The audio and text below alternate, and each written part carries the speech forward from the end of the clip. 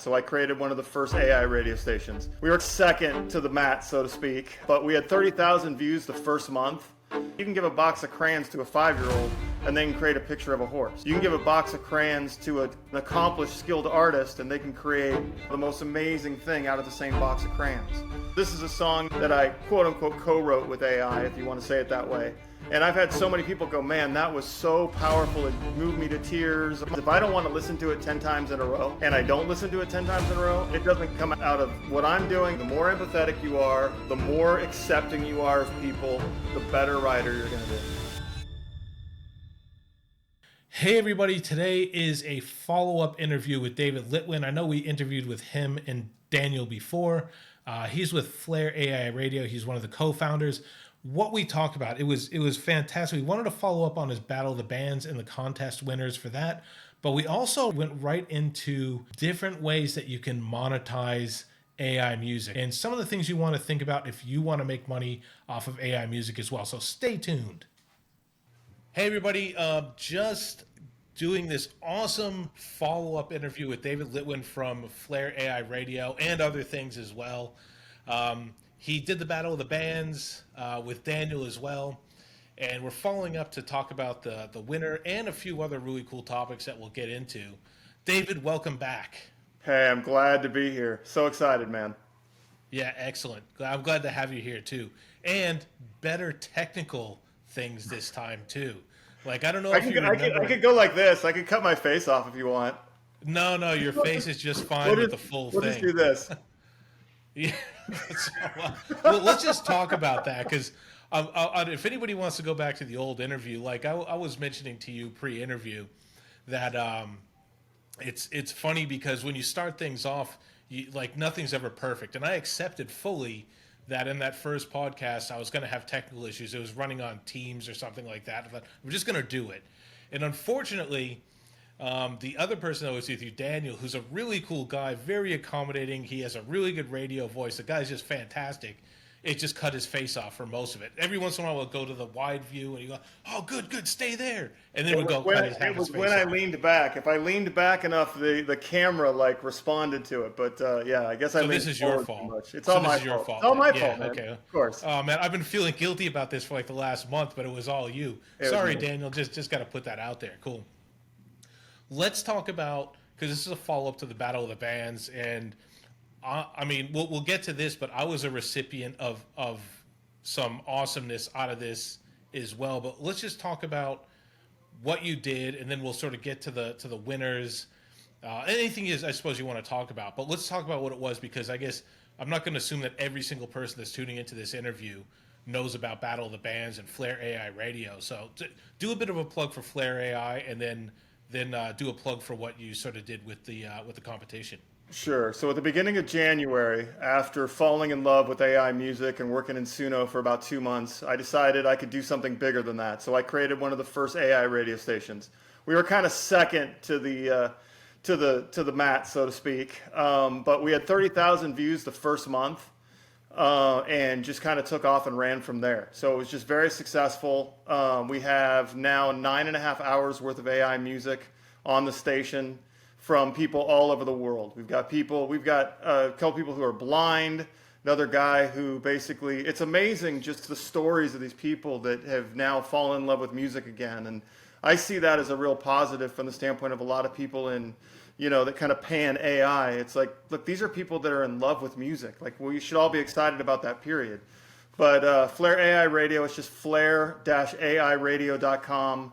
We take submissions all the time. We heavily curate because we want this to be just the best of the best music. So it's always just, don't get offended if we don't accept your song. But, what is up there is just some incredible stuff. And so at the end of January, we decided to do a Battle of the Bands, and broke it up into four different genres: pop, rock, country, and then human generated. And so the goal was to see, hey, is human generated going to beat out, AI, so to speak? And by human generated, I mean human generated lyrics. And so at the end, sure enough, actually, what we did is we kind of broke it up like in brackets of like what you would see on like the March Madness on the NCAA. So you had, there's a lot of it there too. Yeah. Yeah, exactly. So you had the the final winners of each bracket go up against each other in one final sort of band off, if you will.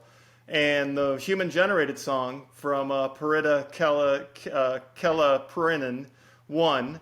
Her handle is Flammable Gold, and she had a song called The Isle, which was really cool because it actually has an international vibe. It's actually got Finnish music or Finnish language in it. So it's very cool to kind of have this like, yeah, it's very unique, you know, international flair, no pun intended, song to win the whole thing. So we were very excited about that. So we gave away prizes, and you know, she obviously won the grand prize, which you can talk about in a second. So yeah. Yeah, cool. Well, I mean that hit me by surprise. So she won, and it sort of hit me by surprise because she didn't even reach out to me directly. As soon as you mentioned the competition winners, what did she say about the money? Because this is a money prize. Yeah. She said, "Hey, I want to put that money towards AI and to people who are doing amazing things in AI. And I think that Matt is doing awesome stuff. And so I reached out to you immediately. I'm going to share with you. She didn't want to come on the podcast just because her English isn't as she doesn't consider it. I think she's great, but she just wanted to basically see if we could read a statement. So she just said, I wanted to donate my prize money to help advance AI music, and what a better cause than Matt's channel. He does great work in promoting this field and showcasing all of us artists. Donation also brings me joy because I know I'm contributing a small part to something that supports the whole community. And I think that's what I've found as well, is that this community is so just receptive and empathetic and excited and challenging, and that's what I really love about this group. You can get on some traditional, and nothing against traditional music at all. But I think there's something about people recognizing it's like, hey, this is a new opportunity. This is something that we can do beyond what we've been able to do in the past. And in many cases, people are falling in love with music again, or the process of writing music again, or the process of seeing a song released. And I think that is something that a lot of people who kind of pan AI are missing out on. Yeah, I want to get into that. Let's just take it back to Flammable Gold's donation. Firstly, I massively appreciate that. It's not like I have a lot of incoming on this show. I've been running for like a year. There's not a lot of coming in, but regardless, just the gesture of that was like a month ago. Every single time I think that happened, completely unexpected. I totally appreciate that. What I'm going to do, I just want to announce what I'm doing with half of that donation. People that follow this channel know that I support the John Fawcett Foundation. The John Fawcett Foundation is a charity in Indonesia that goes out to remote villages. Like I went 2 years ago in October. Started off in Bali. You basically take a 4-hour bus ride out to the channel. It's an hour ferry across the channel with the bus, and then it's another 4-hour bus ride out to East Java. So and then like people from villages from hours away will find their ways to East Java, and it's 2 days of these remote sort of hospitals, like in these vans, and you go in there and they do the eye surgery on site. They also do like glass eyes, like kids go to school, they're teased, they make up glass eyes on the spot so that some little kids are missing an eye or whatever. They go to school. It's completely life-changing. Like these people that get the surgeries done, oftentimes it's the main breadwinner, and there's 3 generations living in the house. They have no income. Like people think, oh, you cure cataracts, that's great, and it's a far off place in Indonesia, who cares? It's like life-changing. If one person gets a surgery, it impacts like 20, 30 people, right? And that's what the donation. And the donations, it doesn't even have to be a lot. I'm going to put half that, which is going to be about $120 that I'm going to put to the John Fawcett Foundation. Something like $10 cures blindness for like 3 people. Wow. So you can think of $120 donation, what that's going to do for that cause. So I'm just going to say right now, I don't want to give away the whole bit of prize money because I feel like she gave it to the channel, so I want to do some good with the channel with that as well.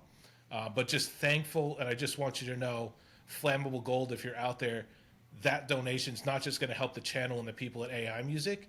It's going to be life-changing for hundreds of people and improve their lives. So I wanted to get that in and just show that your good-natured, kind donation hits me hard, but it's also going to be a very good donation and good for people out there. So I wanted to thank for that. That's awesome. Yeah, Yeah. I think that's amazing. And Even though I'm not being the one interviewed, I thought I would just talk a lot on that one. no, totally. Go for it. Yeah. Yeah. Cool. Now, I just wanted to address the flip gears a little bit. What you were saying at the end about the positive effects of AI music, and I guess sort of buried in that comment there is what we're constantly defending against in comments on social media, and I guess you can call Reddit social media as well, and different sort of things. Is the reason why we have to specify that this is a really positive thing.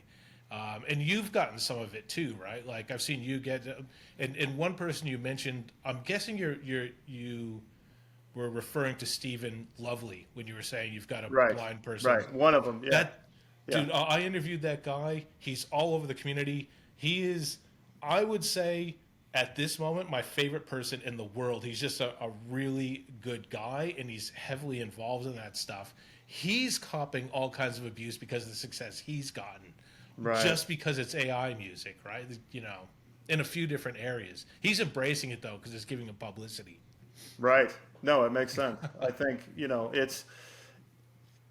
we'll see what happens as this all kind of pans out. We know that there's obviously lawsuits and other things going on, and people trying to stop it and that kind of thing. But when you really recognize, it's one thing to type in there and say, I want a song about a horse. It's another thing to get so granular and so, intent in what you're doing. And then you also have to, and I even think this is part of the process, choosing the song that you put out into the world after Suno generates, let's say 15 or 20 of them, is another aspect of the human touch of this. So there's so many human touches attached to AI that people don't see or realize. It's kind of like, I've said it this way, it's like you can give a box of crayons to a 5-year-old and they can create a picture of a horse.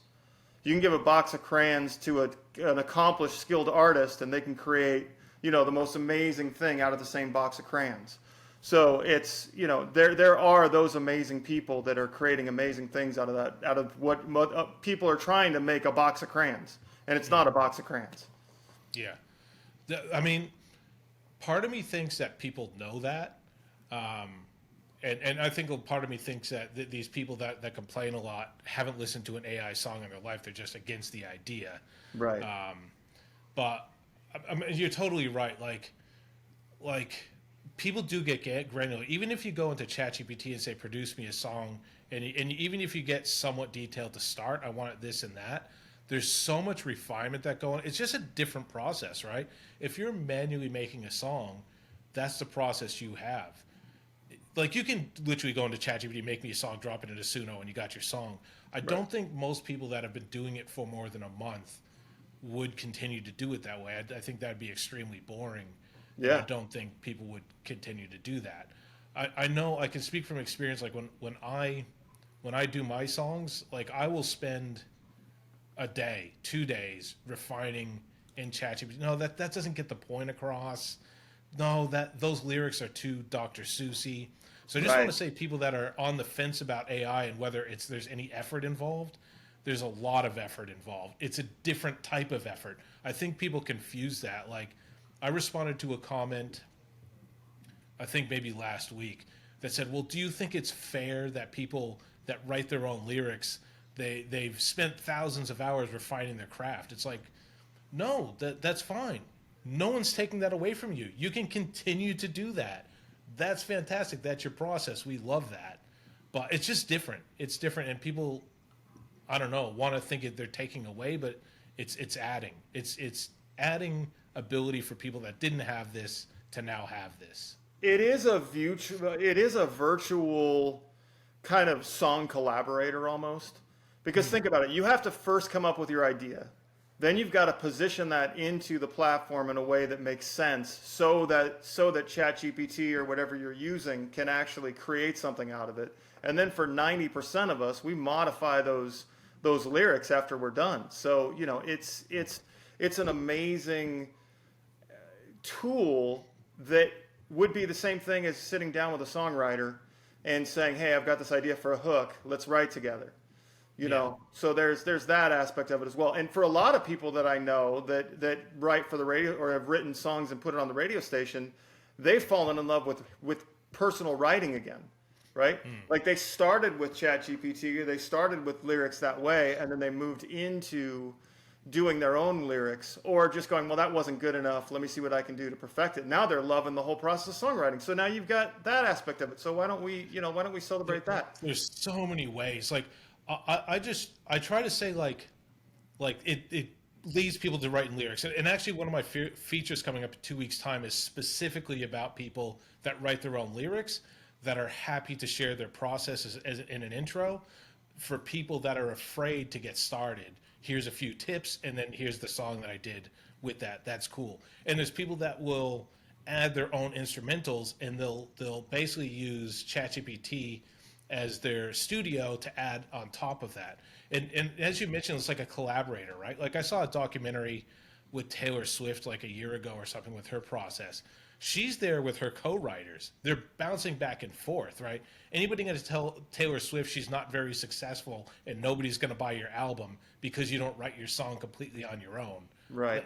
I mean, she's got her haters and stuff. I guess everybody's going to have their haters for different reasons, but I mean, she's considered a legitimate artist. Right. Right.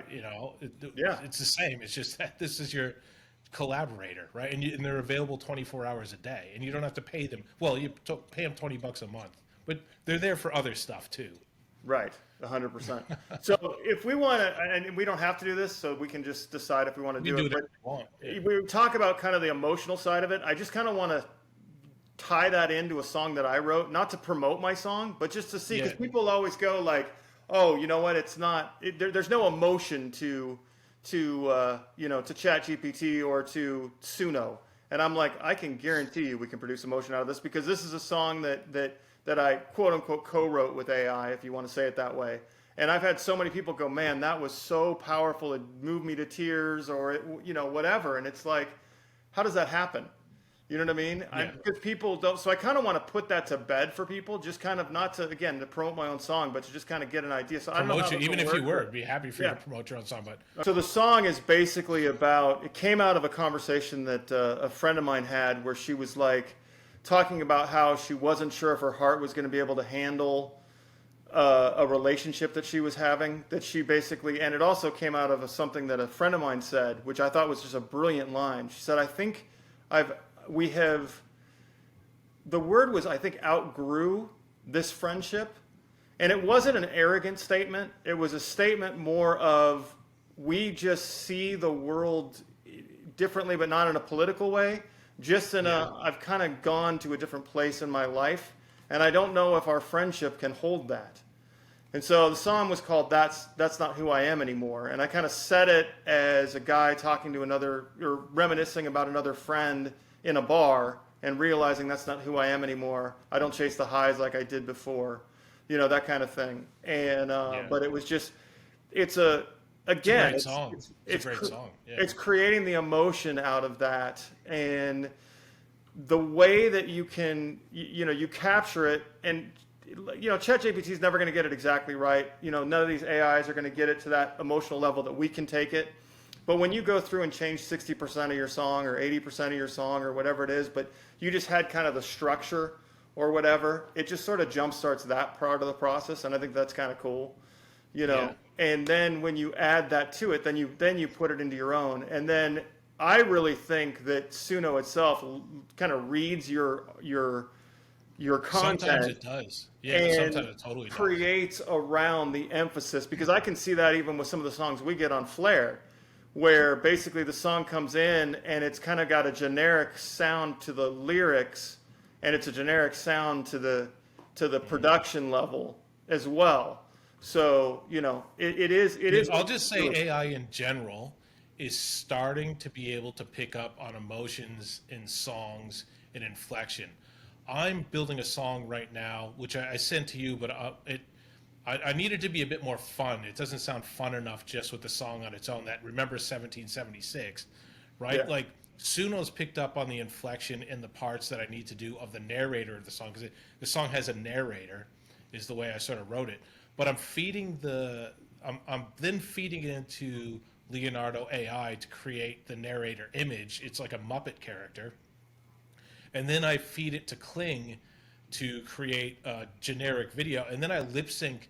And the lip syncing, when there's inflection and passion in the way that the narrator sings, it Yeah. makes sense. Even the way she like kind of sings to the sky in parts where it makes sense, where Right. she sings to the sky, and it's only in 5 second clips, so she doesn't have the entire context of the song. Right. So it's getting so much better on picking up the like you said, the emotion of the song. Like ChatGPT, if you give it the context of the song you want to write, it'll give you the context of that song in that way. ChatGPT picks up, 1 out of 15, 20 times the Right. emotion of the song, and then you feed that song to another AI, and it picks it up as well.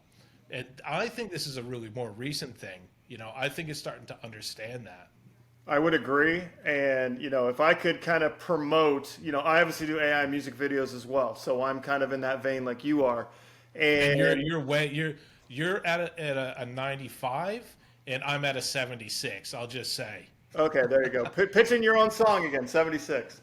That's But that was like unconscious actually, but I yeah. know exactly, exactly. No, but if I were starting off right now, I would tell people to get two things. I would tell people to get FreePick .ai, the AI version of FreePick, because it's like $10 a month, and it is like you can almost not, you won't even go through as much as as you can use. So FreePick, I think it's FreePick AI or FreePick .ai, and it has incorporated all of the platforms but Midjourney and all of the video platforms but I think Sora, and they're all attached to the same thing. So you can put in your prompt once and then basically run it through each of these different image and video platforms and just choose the best one. Choose whatever. And you don't need a subscription You need it for subscription, but it's like $10 a month or but for free $15 a pick. month. With that, it has its own subscription through Kling Yeah, and it's got its own Rumble. subscription through all of them, so it's amazing. Yeah, Well, it's but definitely but it's Kling on definitely its worth own it. is like $20 a month. I know. It is, and it's got Google. It's got Google's on there now. It's got Halloumi or whatever the Minimax. So basically, all of them are on there. And then I would still keep Kling for the voiceover side. Nothing does better on Kling than the voiceover. They've added it, but it's still not quite there yet. Well, this is So good because usually you have to use a bunch of credits for the initial video and right. then a bunch of credits for the lip sync as well. Right, exactly. So for example, for me, I think I have 1,000 videos that I can make out of Kling in my yearly program. And like last year, I think I had like 5,000 because it was like the first year. It was like a great bonus deal. So, I didn't even come close to it. And then it re upped a couple days ago, and I lost like 400,000 credits. I was just like, no. So, but like I said, if anybody were to start off, that would be my recommendation. If you're gonna do anything in video for AI, go with FreePick. I have no relationship with them or anything. I'm just telling you that as friends in the Well, AI world. I'll just tell you by the time this video is published, I'll have an affiliate code down below. All right, there you go. Okay, well, yeah. That way, that's cool though, because then you can use that and generate some extra revenue for you. So yeah, Yeah, well, I'm gonna definitely check it out. yeah, Like that's the hardest thing for me is like, and this is the thing. I just want to. This is a good segue into process too, right? Like, because I've seen a lot of stuff come through that I think, okay, this person made a video. They've clearly sacrificed components of it where they're doing extremely well here, but they've gotten frustrated or afraid of losing credits towards right, this part of this part. Like there might be a whole bunch of stuff, but there's a couple parts here and there that gone like, you know what? I could keep generating this stuff, but it's gonna just eat up my credits and I won't be able to finish my video. I've come across that as well and gone, you know what? Just gonna drop another $20. I can't do it. But obviously, not everybody's in the same situation they can or want to or have the right. patience or whatever. Right. So I really like the idea of this free pick, and I'm totally going to check this out after this interview. Um, but yeah, if you see an affiliate code down below, it's because I got an affiliate code, but also because I've tested it and it's awesome. Like I said, I'm working on that other song right now, and I'm just chewing through credits. Yeah, yeah. It's but even I think people a couple weeks ago were complaining about how Suno was doing.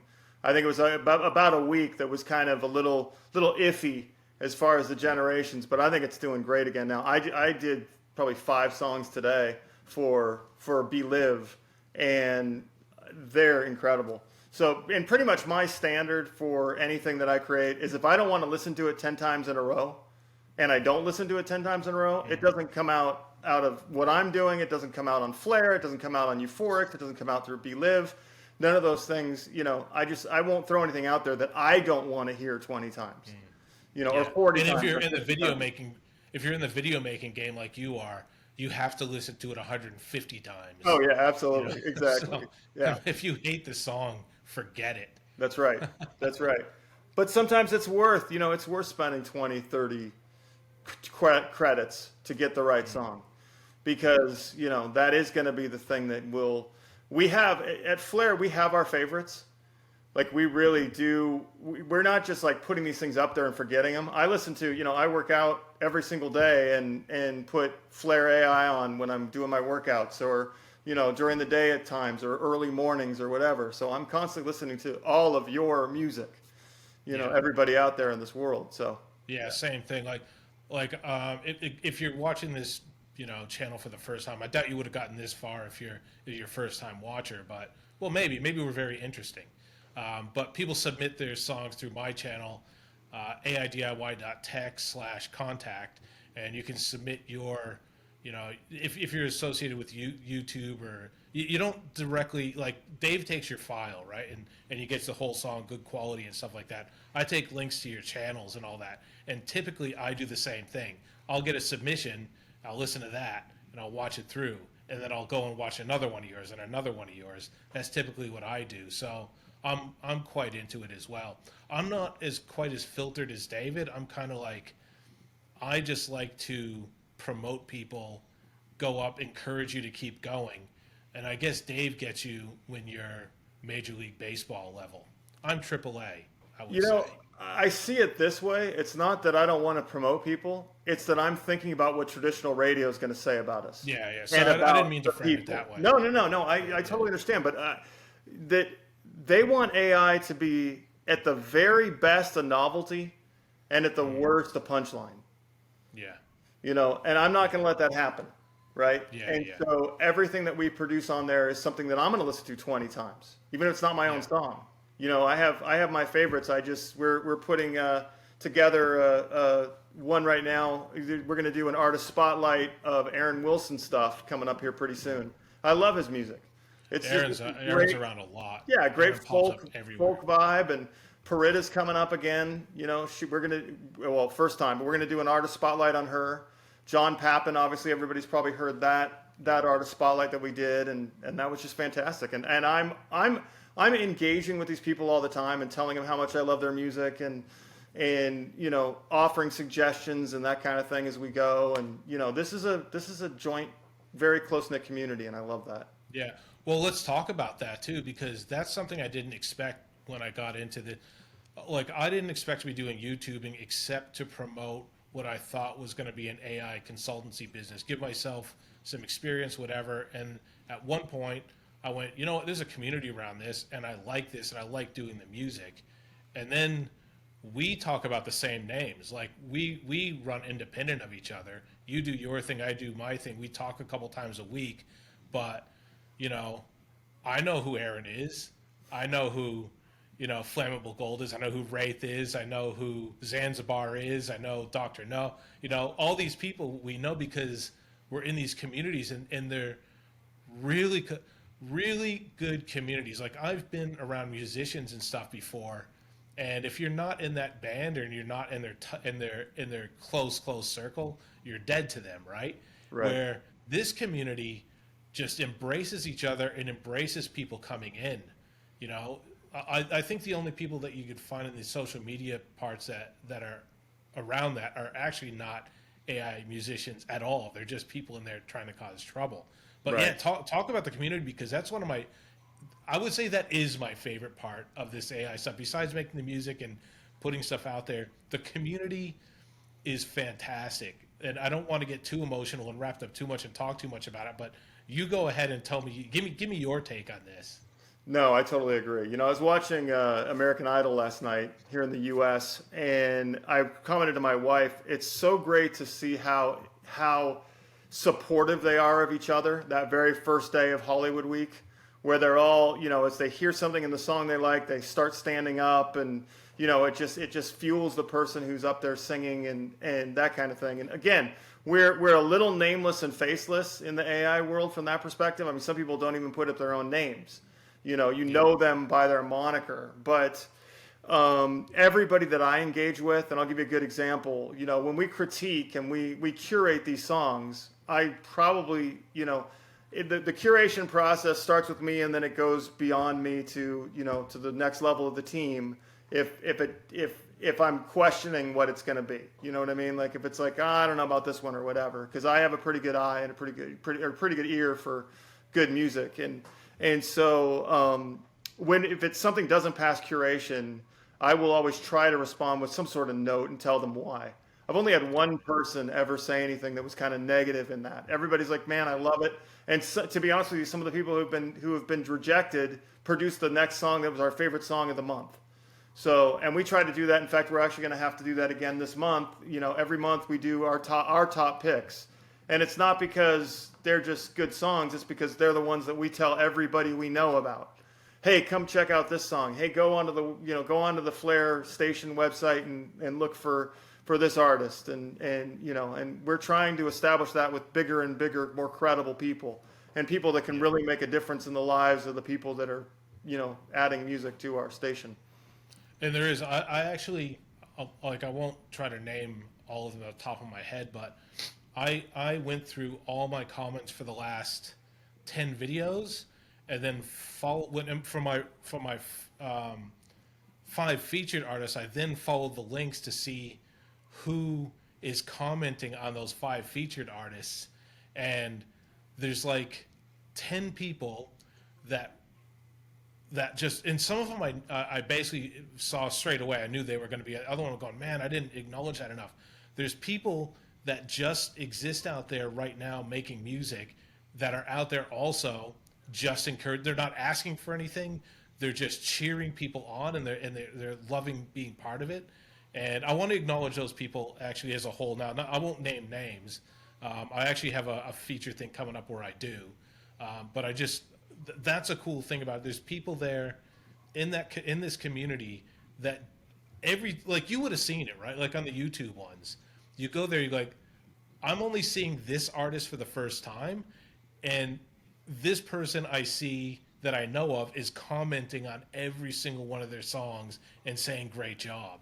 Yeah, that's great. Ton of them, ton of Yeah, people are doing that. yeah, yeah. And you're in it a little bit more than I am. I mean, we are in this thing, but I have multiple other revenue streams and Yeah, same. projects going at a time. So I don't get to spend quite as much time, but I do try to devote whatever I can to people that we can support in this whole process.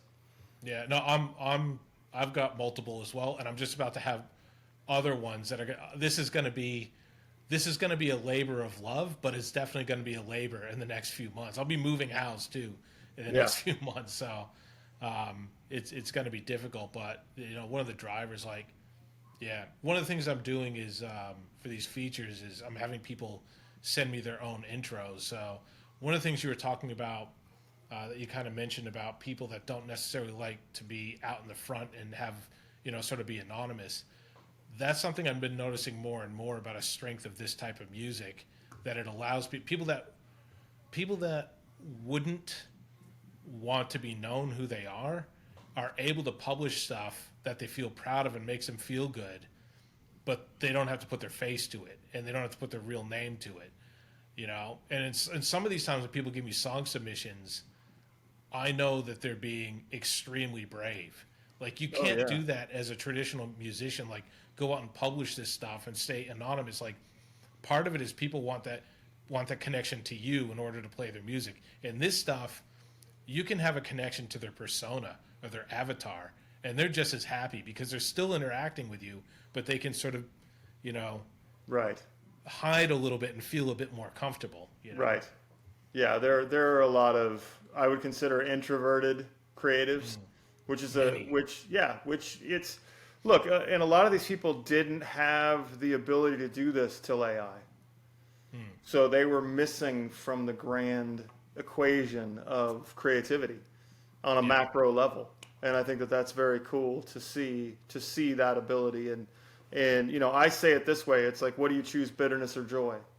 Because I see a lot of bitter people attacking these platforms and that kind of thing, and nothing against it, but do you want to stay bitter? Is it worth it? For the sake of your own health, for the sake of your own, whatever, is it worth being that way, or do you just go, hey, more people, more the merrier. Let's all jump in. Let's all enjoy this, and be a part of the For a lot problem. of people, I it's the get I only get outlet both they've ever sides. Like had. I totally get Yeah, I both used sides. to. You I know, used to. yeah, I get both sides, and even as a AI artist, or not an AI artist, but a traditional artist, I know that AI will have had to have at one point scraped some of my art to create what they're doing. But that means the new generation of artists get to learn from what I did, or that kind of thing. So it's a difference. I totally understand when people feel the aversion to it, and I get that, but also look at like where is it putting you in your in your emotional state, how are you feeling? And that's the thing I think that we all need to look at, just as Yeah. on a human macro level. So yeah. And also, like, I know not everybody cares about other people's feelings, and probably some people get off on being hurtful, but some of those introverted people we're talking about, it's not just one. You go and say something terrible, and these introverted, shy people that are just reaching out for the first time, you could have a terrible impact to their life for 100 people by just one comment, Sure. because they're just for the first time trying to be brave and put something out there. Right. And if you're that type of person, that's probably good news for you. But if you're the kind of person that wants to reflect, you go, oh, geez, man, take that on board. 100%, 100%. So all wax strategic here for just a second, but one of the guys who's actually part of this whole thing that I'm doing and part of Euphorics and Be Live is a neuroscientist, and I have a podcast, and we did a podcast together. And at the end of the podcast, after he shared some stuff, I called him up a day later, and he goes, "David, I've never heard anybody say this," and it was the whole idea that basically, when you are a hater, and that is your thrill, you are basically in the lowest portion of your brain. It's the amygdala, because you and I are still disconnected from each other, but there's still like I'm processing who you are, where you are, that kind of thing. But when you're just a faceless keyboard, there's none of that going on, which means all the higher aspects of your brain are not being used. So you're in your lower portion of your brain. Now, normally in your lower portion of your brain, that's fight or flight. That's all the things that come against you. The problem is when you get that thrill of somebody responding negatively to what you've done, and you go, "Ha, I got that person," it floods your brain with the same things that you get from like skiing down a mountain, right? It's the dopamine and serotonin rush. So you're basically rewarding the worst aspects or the most animalistic aspect of your brain. Yeah. So your brain wants to go there again. And you're just associating it. And it's total disassociation, right? So you're basically, your body will want you to go do that again because it felt really good. So you actually you almost become you become more animalistic as a human being in that. Yeah. So for those that are trying to do that, there's a reason why you shouldn't. That's a neuroscientific thing, not some not some morality play. Yeah, and this is a theme that comes up with you often. I think this is something that you focus heavily on is the neuroscience, brain response to stimuli. So I think that's something to take on board as well. what am I doing? How's that going to make me as a person? Unfortunately, I think there's some people that are too far gone to reach, but I think, There's a lot that aren't though. yeah, There's a lot of and I people think that are just kind of in that process, and that's that takes you back to the community, man. Like yeah. if you plug into the community in a positive way, it's going to come back to you in a positive way, and your brain's going to associate that, and you're going to want more of it. You're going to want to give more. You're going to want to create more. You're going to want to be part of it. This is a big reason why I play sports, right? I play baseball. I play hockey. First of all, the the stuff that it does to the body is really good, but the associating with other people in a positive way, in a challenging way, Yeah. that is a connection as well. So much so that I think it might be an addiction for me, but it's a positive addiction. You know what? To be honest with you, and not to get too neuroscientific about this, that is exactly what's happening. Your brain is loving the feeling. Your body is loving the feeling. So it will go out of its way to encourage you to do it again. When your thought comes in your mind and says, let's go play ball, your body's going, yeah, let's go, man. Not my arm. You know? My arm's saying, stuff that, don't do that again. Go Yeah, play hockey. exactly. But the rest of you is saying, no, get out there and do it. So, Yeah, yeah. that whole aspect of the mind-body connection to really recognize the power of that is immense. So, Yeah. yeah. Let me just let me just do a segue because there was a segue a little while ago, but I'll backtrack that a little bit. You mentioned about your revenue streams and how you've got quite a few of them. What's your newest revenue stream that you can talk about? I'm gonna pretend I have no idea. Okay. But you have a new revenue stream that I just want to help promote because you're a positive guy, and I checked it out and it's a really cool one. And this is something I've been wanting to do for a while. I have developed anyway. You do you. Sure. Sure. Well, it's Yeah. kind of perfect because I can segue back into the neuroscientist. So the neuroscientist that I had on my podcast called me up after we started Flair, and he said, "David, I love what you're doing. It's very cool, but you're using AI to create AI rock songs and AI pop songs and AI country songs. He goes, why don't you use AI to create a whole new genre of music? How would that sound?" And I said, that sounds incredible. That is something I could jump into. So I went to ChatGPT and I started saying, I want to create a whole new genre of music that's never been created before. I want it to do this, this, and this. I want it to be tribal, trance, dance, EDM, and house, and world beat. And I want it all to do this, and I want affirming mantras out of the whole thing. And within 2 days, we had what we called euphorics. And euphorics is a genre of music that is kind of is a hybrid of all of those different things. And so we started creating personas in euphorics, and then I created an entire GPT around this so that I can basically hire or contract with other creators, other music creators, and have them create unique songs in this genre that we've created. So we are working with him and partnering to bring this to the clinical level and actually bring this music as a healing therapy where we can do custom songs per person in a therapeutic session so that it is based on who they are. Well, that's going to take a little bit of time. We're about 3 months away from that fully manifesting.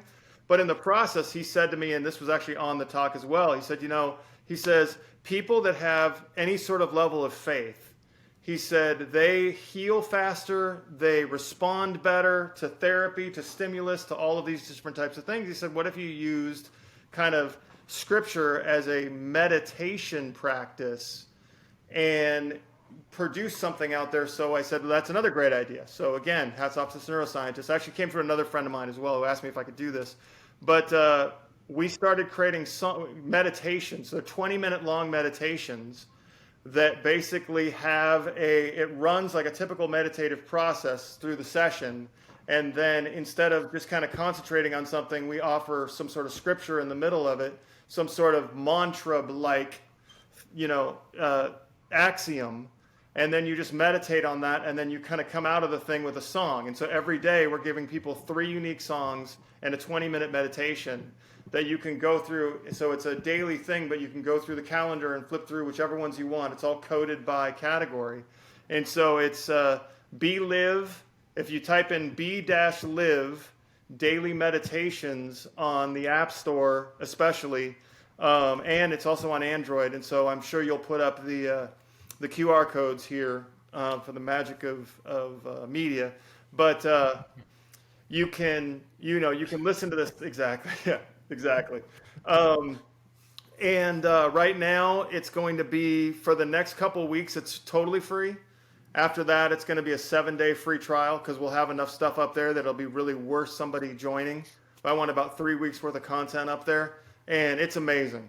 I mean, it is some, it is not. Can I just jump in really quick because Yeah. I just want to talk about one of the reasons besides just wanting to plug your thing. But one of the reasons I want to talk about this because you are entrepreneurial, you have different revenue streams, you have a really good income, but when we're in this space, we just have to create. We think of things, and you're really good at monetizing stuff. Now, the reason I really wanted to bring this particular thing to my audience is probably the number one thing that comes up. I want to actually that's just a lot. I don't know. It maybe could be number 7. We'll just call it the number one thing, but it's something that comes up often. I think Is I how know do where I you're make going money with with it? this. I think I Yeah, know how where do you're I going make with money this. with AI and how do you're never going to make money with AI music? Blah blah blah. And the thing is like almost with everything, right? You just have to. There's a McDonald's, or I'll just sort of bring in the McDonald's. McDonald's isn't in the fast food, industry. McDonald's is in the real estate industry, right? Like you get your franchise off that. McDonald's gets their money off of. You think it's that, but they get their money off of renting to these franchises. That's how they make their money, right? Right. So David's thought of a way that he's taken the music and he's making his own music in his own genre, and he's basically not directly like he probably will, but he's now created an app, and that app is a direct result of having that music, and that's how he's going to make his money from that app. And I hope he's really successful in it. So sometimes there's tens of thousands, if not 100,000 people making AI music right now and trying to promote it on like Bandcamp and Spotify and posting like every single song on Facebook groups, hoping to get a bit of traction to make another, hopefully $20 a month. What you might need to do is have a brainstorm, get with a few friends in a meeting room and just blow out ideas. Maybe it's an app. Maybe it's you get with a movie producer because they don't want to pay royalties to someone else and they love the way you make your AI music and they know they can get it on the fly from you. They don't have to, wait for, Danny Elfman, to spend 6 months with an orchestra or whatever to make his thing. So the point being that there are other ways, there's things that you can do to make money with your AI music. It doesn't necessarily have to be streaming platforms exclusively. Contract with content creators. Just something I just thought of in this moment, right? Call contract creators and say, hey, look, instead of you going to things like Envato or other platforms or these stock music sites, I'll create unique music for you that's basically consistent every single time we do it, so that you create your own brand and theme. Yeah, if anybody wants to reach out to me, you can put this up there as well. Just David at Pure Fusion Media. And I'll work with you and strategize with you, and we can come up with some ideas. I'm sure you could probably do the same thing. So, it's there's so many different. So that's a ways service to do you that. provide, or is that is that something you just? It's not something I provide right now, but you just said it, so I'm going to provide it in this moment. There you and go. see, I can always start with a consult, and then we can go into some sort of like, working paid strategy. But what I thought you were going to say, which is kind of interesting, is that we get, I know you get a lot of it too, and we've talked about it before, but a lot of very depressing, nihilistic type of lyrics from people, and then the music kind of reflects that, and it's like, if that's where we are, then something like this app has the capacity to change moods and change mindsets and change attitudes and that kind of thing, and I think that that's powerful because there are a lot of people, and AI is paying attention, quote unquote, as an entity to how we operate. And I know, it does a good job with those, but it also does a really good job with what we're creating. Like, I'm kind of blown away at like how it gets it. And it almost, I'll write something that says, that's a great idea, or, that's amazing. That really captures this or this. And I'm like, cool. At least it got that from that perspective. It's probably pandering to me a little bit, but at the same time, it's pretty cool. You're right. People like a good percentage of stuff that comes through is people talking about their trauma. And I don't think it's because they're negative people. I think No. people want to be seen and people want to be heard, and it's a way to people get it out. I think most people are alone in their heads a lot and dealing with a lot of things, and some people definitely more than others. And I think when even just the process of submitting the songs to David or me with those songs, knowing that they're going to be heard, I think that people want to be seen in that way, and I think that's a bit of therapy for them. But Agreed. yeah, if like David said, that like we're changing there's got to be a balance. ChatGPT's got to hear that people are happy in some ways too. Absolutely, absolutely. You know, there is a song on the station. I'm gonna promote this person really fast. Um, Let me get to it. I'm gonna have AI scrape all this for the links and the promotionals Yeah, too, there you go. so Exactly. Yeah, I love we it. can get that. And you know, we don't reject those songs. Like, we're not out there going, oh no, it needs to be happy music. I mean, we really want to experience the full gamut of what everybody is going through. So we're not, you know, none of us is. It was Darren Dewis, and the song's called "Afraid." And the line in the song is "too scared to be afraid," and it just really hit me. And I love this song. It's a beautifully written song, but it's just, you know, that's a hard and sad place for this person to be. You know, whether or not he wrote it because that's where he is, and I don't think he did. I think it was just, you know, in fact, I even talked to him about it. But you know, it's a lot of people are in that position, right? A lot of people have that anxiety. A lot of people have that hopelessness. A lot of that nihilism and that kind of thing. And so, you know, we wanted to do something with AI that was very positive, and that's why we created this BeLive app. And we're gonna do another version of it eventually as well. But we figured this was the easiest way and the strongest way to get it out there into the world for right now. So That- there you go. Yeah.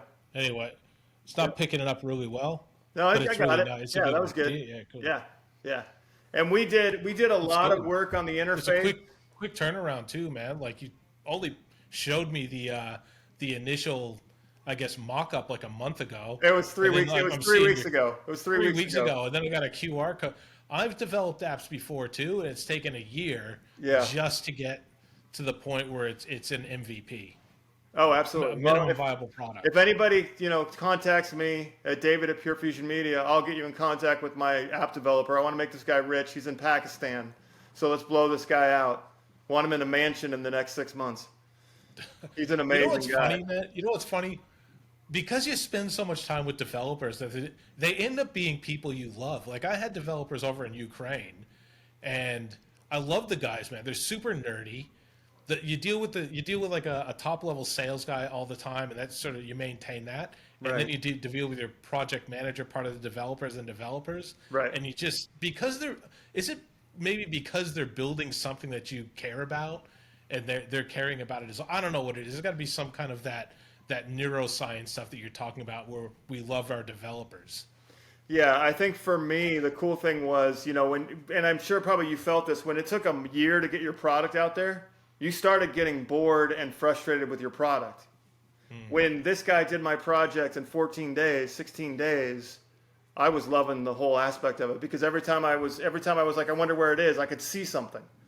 You know, Yeah. so I'm going to hype my programmer up immensely, because it was such an enjoyable process. And, you know, I've written a book on the importance of the experience, not on your products and services, but the experience itself. So you can put that up if Yeah. you want to. But I'll put that up too, but I'll plug another book. I'll plug another book that does the same thing that I love, that I reference a lot in my brain. It's Jesse Cole, the guy that started up the Savannah Bananas. It's called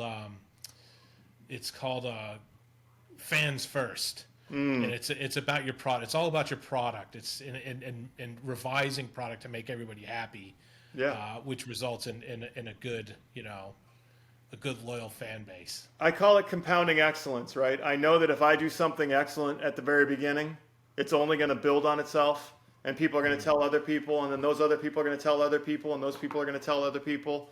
And so that's what I'm hoping happens with BeLive, and that's what's happened with Flair already, is that we get a lot of people, you know, and I have people on the Flair site. I have one guy say he's in Europe, and he's like, I listen all day at work, and then I go to bed with it. You Yeah. know, I I'm saw like, you post that. I was like feeling guilty the amount of time that I spent it when you said, "Yeah, I see you." Like, oh no, but that's good. yeah, no worries. But yeah, cool. Look, is there anything else you wanna to plug away with? Like, I'm happy just to constantly plug your stuff. It's No, Daniel wanted to be here.